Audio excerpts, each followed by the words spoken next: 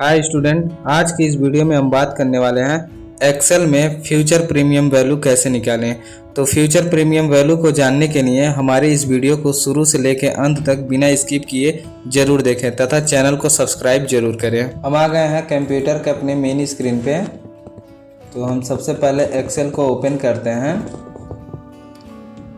तो आज की इस वीडियो में हम बात करेंगे फ्यूचर प्रीमियम वैल्यू का। तो सबसे पहले यह जान लीजिए कि फ्यूचर प्रीमियम वैल्यू होता क्या है। जैसे मान लीजिए यदि कोई व्यक्ति होता है कुछ अमाउंट फिक्स करता है, जैसे मान लीजिए आप किसी बैंक में अपना कुछ अमाउंट जो है वो फिक्स करते हैं और बैंक जो है 2%, 3%, 4%, 6%, 1% के रेट से ब्याज देती है।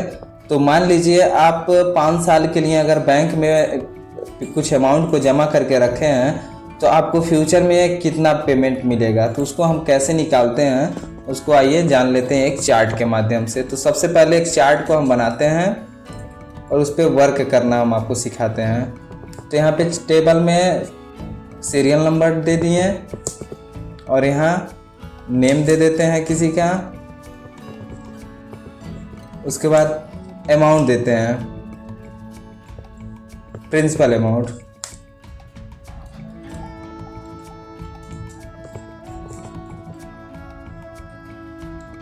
प्रिंसिपल अमाउंट लिख दिए और उसके बाद चलिए सीरियल नंबर हो गया, नेम हो गया और प्रिंसिपल अमाउंट हो गया।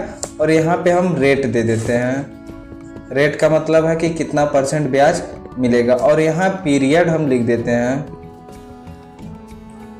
पीरियड किस में है? ईयर में है, तो ईयर भी हम यहाँ दर्शा देते हैं।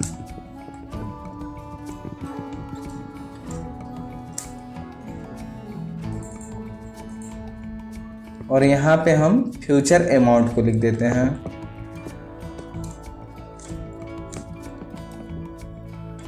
अब देखिए टेबल तो हमारा लगभग बन चुका है, हेडिंग तो हमारा पड़ चुका है। अब इसमें सबसे पहले हम सीरियल नंबर लिख देते हैं। सीरियल नंबर लिखने के लिए इस प्रकार से आप ड्रैग एंड ड्रॉप कर देंगे तो सीरियल नंबर ऑटोमेटिक लिखा जाएगा। और यहाँ हम व्यक्ति का नाम लिख लेते हैं। ठीक, मोहन हो गया, सचिन हो गया,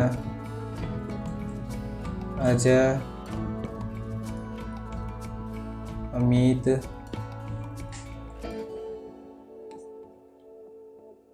अखिल, रोहन,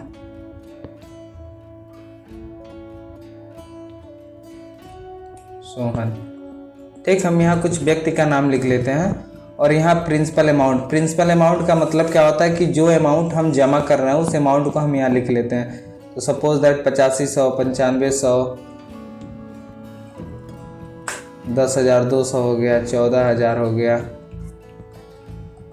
7500, 8520 रुपया, 7460 रुपया, इतना हम जमा कर दिए।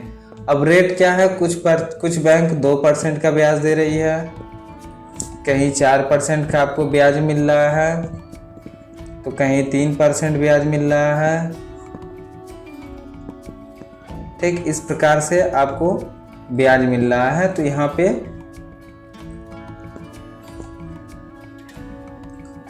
लिख दिया गया है कि कहाँ पे कितना ब्याज मिल रहा है। ठीक, अब यहाँ हम 8500 रुपया जमा किए हैं, मान लीजिए 5 साल के लिए, तो कहीं 4 साल के लिए, 3 साल के लिए, 8 साल के लिए। ठीक, जिस प्रकार से जमा किया गया है कितने वर्ष के लिए इसको हम यहाँ लिख दिए। अब फ्यूचर वैल्यू निकालने के लिए हम सबसे पहले फार्मूला क्या लिखते हैं? Equal FV. एफवी का मतलब फ्यूचर वैल्यू। ठीक, फ्यूचर वैल्यू निकालते हैं, ब्रैकेट लगाते हैं, सेल एड्रेस टाइप करते हैं।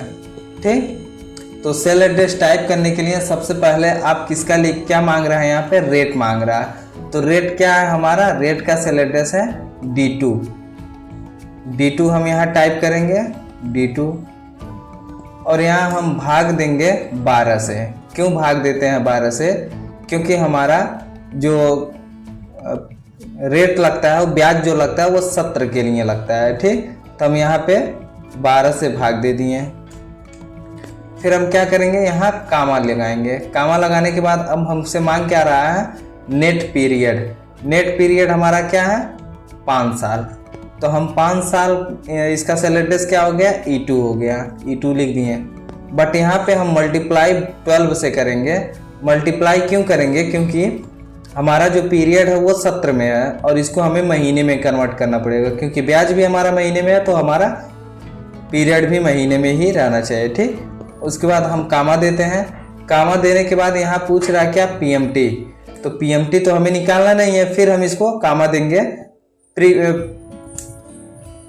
कामा देंगे और हम इसका फ्यूचर वैल्यू निकालेंगे। तो फ्यूचर वैल्यू के लिए हमको क्या मांग रहा है, प्रेजेंट वैल्यू। ठीक, प्रेजेंट वैल्यू यानी कि प्रिंसिपल वैल्यू। प्रिंसिपल वैल्यू क्या है हमारा, C2 है। तो हम C2 को यहाँ टाइप करेंगे और ब्रैकेट क्लोज करेंगे। ब्रैकेट क्लोज करने के बाद हम इंटर जैसे ही प्रेस करेंगे हमारा अमाउंट निकल जाएगा। ठीक, क्लियर। इसी तरह आप सभी को निकाल सकते हैं। ठीक, यहाँ पे एक बार फिर से और ट्राई कर लेते हैं। इक्वल FV इन ब्रैकेट, यहाँ पे प्रिंसिपल अमाउंट को लिखते हैं, सॉरी प्रिंसिपल अमाउंट को ना लिख करके रेट को लिखना है। रेट लिखे,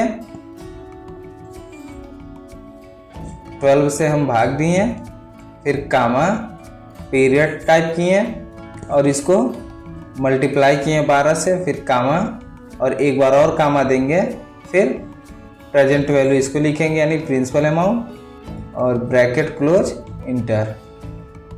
ठीक, अगर हम 9500 रुपये जमा करते हैं 4% के रेट से तो हमें 11,145 रुपया मिलेगा।